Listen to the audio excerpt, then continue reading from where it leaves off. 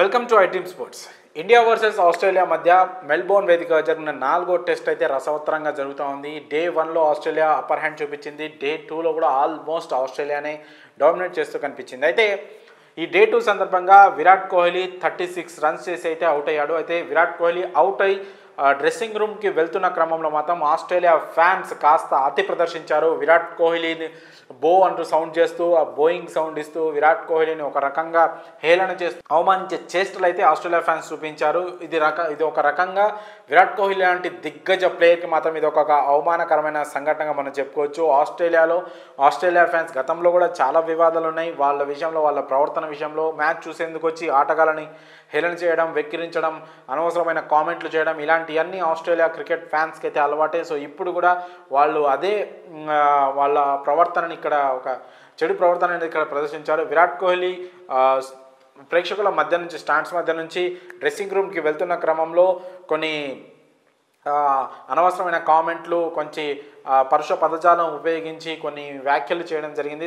అవి విన్న విరాట్ కోహ్లీ రిటర్న్ వచ్చి ఏమంటున్నావు అన్నట్టు అక్కడ ప్రతిఘటించే ప్రయత్నం చేసినప్పటికీ కూడా అక్కడ ఉన్న సెక్యూరిటీ సిబ్బంది కావచ్చు, టీమ్ మేనేజ్మెంట్కి సంబంధించిన వ్యక్తులు కావచ్చు, విరాట్ కోహ్లీని సముదాయించి డ్రెస్సింగ్ రూమ్కి అయితే తీసుకెళ్లడం జరిగింది. సో ఒక రకంగా ఇది ఆస్ట్రేలియన్ ఫ్యాన్స్ యొక్క అతి చేష్టలకి ఇది నిదర్శనంగా మనం చెప్పుకోవచ్చు. అంతకుముందు విరాట్ కోహ్లీ డే 1 సమయంలో ఆస్ట్రేలియా కొత్త కురాడు శామ్ కాన్స్టాస్తో జరిగిన ఆ ఇష్యూలో విరాట్ కోహ్లీకి ఆల్రెడీ 20% ఐసీసీ ఫైన్ విధించింది. అలాగే ఒక డీమెరిట్ పాయింట్ కూడా విరాట్ కోహ్లీకి విధించింది. అయినా కూడా ఆస్ట్రేలియా ఫ్యాన్స్ కాస్త అతి చేస్తున్నారు అనేది మాత్రం ఇక్కడ మనకు స్పష్టంగా అర్థమవుతుంది.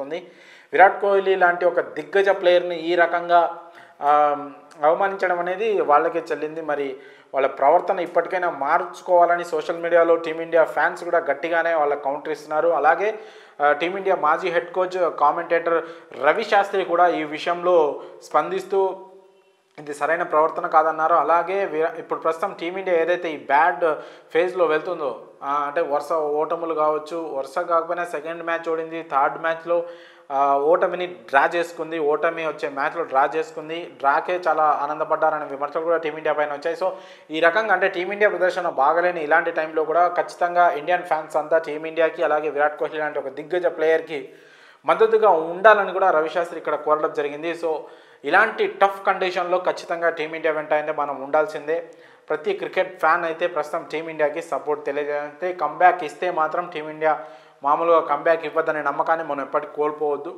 సో ఆస్ట్రేలియా ఏదైతే మెల్బోర్న్ స్టేడియంలో జరిగిన ఘటన, విరాట్ కోహ్లీ విషయంలో ఫ్యాన్స్ అంతా బో అంటూ సౌండ్ చేయడము, కొన్ని అన్వాంటెడ్ కామెంట్స్ చేయడం అనేది ఇక్కడ అందరూ ఖండించాల్సిన విషయం. దీనిపైన ఇప్పటికీ సోషల్ మీడియాలో క్రికెట్ ఫ్యాన్స్ అంతా కూడా కౌంటర్ ఇస్తున్నారు ఆస్ట్రేలియా ఫ్యాన్స్కి. మరి ఈ ఘటనపై మీ అభిప్రాయాలను కామెంట్స్ రూపంలో తెలియజేయండి.